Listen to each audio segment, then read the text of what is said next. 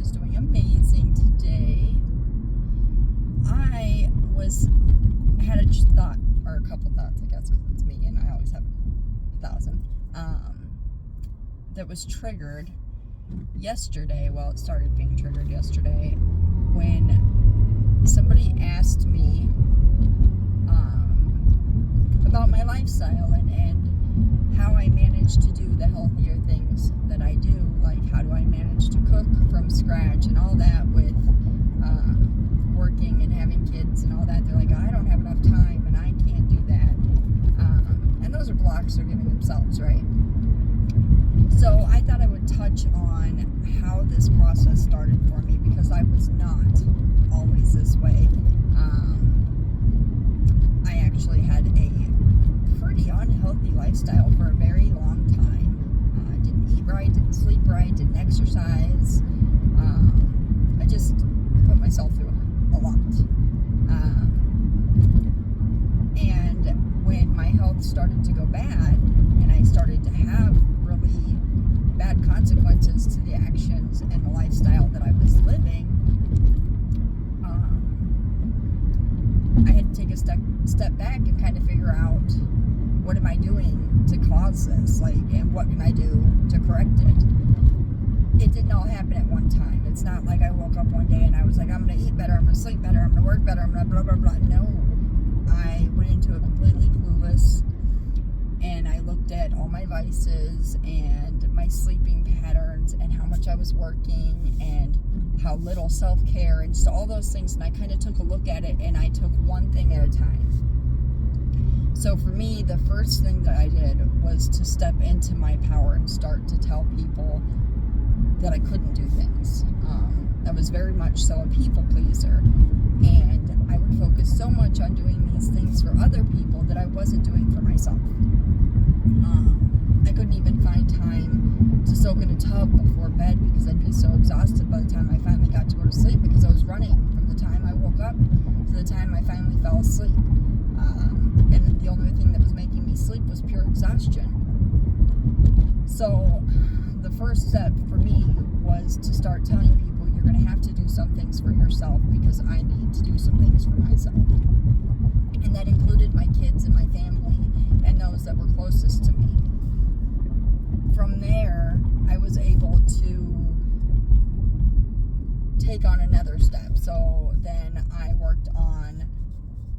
was a smoker, smoked a lot, drank a lot of caffeine. So I worked on cutting those things down until I was able to quit. Now, caffeine was still a little bit of a struggle for me. So it's still a work in progress, right? Like, I'm not like the perfect, most healthiest person in the world. These are things that we do to better ourselves. There's no perfection.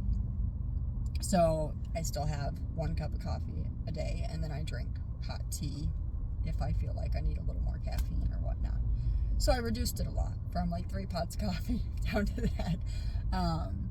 Quit smoking.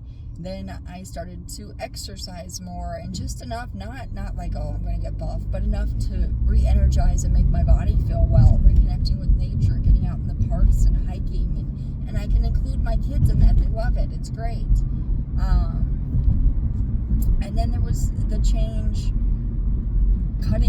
not necessarily cutting, but distancing myself from people that were toxic and unhealthy for me. Those people that were demanding and expecting more of me than they rightfully should have.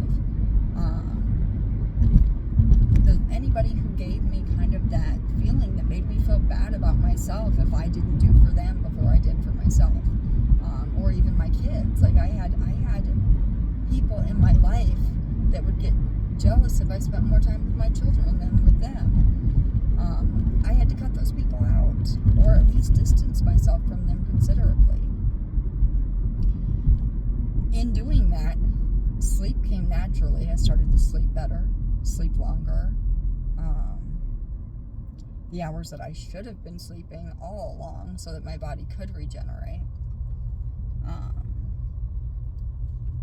And diet came along with that too. I stopped buying processed foods. I stopped don't ever eat out anymore. You know, I just cut all of that out, and, you know, it might be a little more time consuming to cook from scratch, but in all reality, it's really not that big of a difference. And I cook a full meal, fresh vegetables, fresh everything, every night. And the best part about it is that I get to spend that time with my family while I'm cooking. We all interact, we all talk. I find a way to include them. So it's not taking from anything that I would normally be doing. What would I be doing if I cooked a 15-minute microwave meal or whatever? I don't know how long those take. But if I cooked that instead, what would I do with that time? I'd be sitting there talking with my family, or maybe watching TV. I don't know. I don't own a TV because I don't like it. But the point is that I'm integrating my family into these things that are healthy for me, healthy for them, and just creating a healthier lifestyle. And that's to the point where my kids don't even like the food that you would buy. If I were to buy them like chicken nuggets or something, they would not like them. They would not enjoy that. They don't like the greasy food. They don't like any of that. They don't like the way it tastes because I cook from scratch. And we spend that time. They get to pick meals. They get to do that, all this stuff, and kind of help me do it. So it's really actually a very fun family bonding experience. So I guess what I'm saying is you can't just wake up one day and be like, I want to be healthier, and jump into it all at once. You will overwhelm yourself. It'll be too much. And I did that at first, right? So several years ago now, I got diagnosed with cancer. And my thyroid just decided it wasn't gonna work anymore. And in that, I got extremely sick.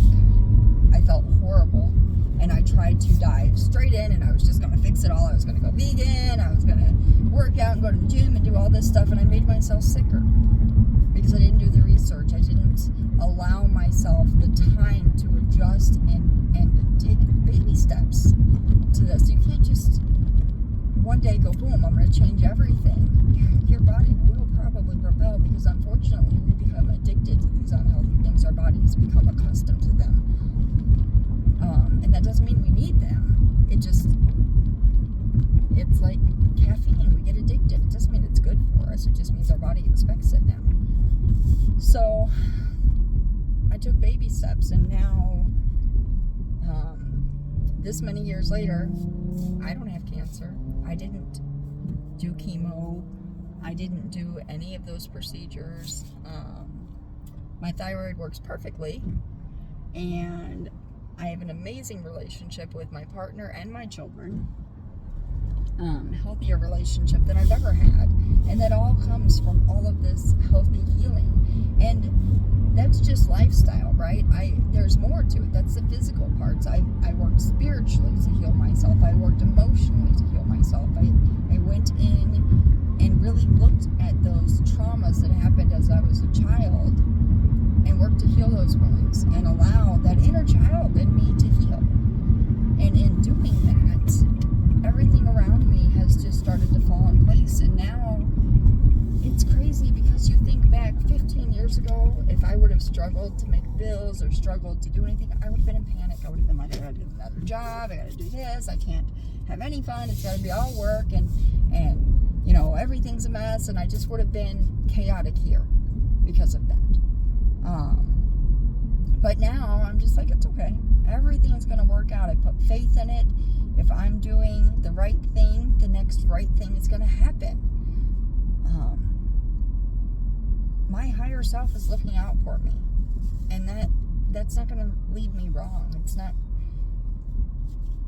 I guess in a way it's faith, right? Knowing that if I'm living my best life and being the best version of myself that I can be, that things are going to work out like they're supposed to. So just remember, guys, it's baby steps. It's not all going to happen at one time. Life will get better, but you've got to give yourself time and room to make mistakes and room to fix it. That's it. Love you guys. Bye.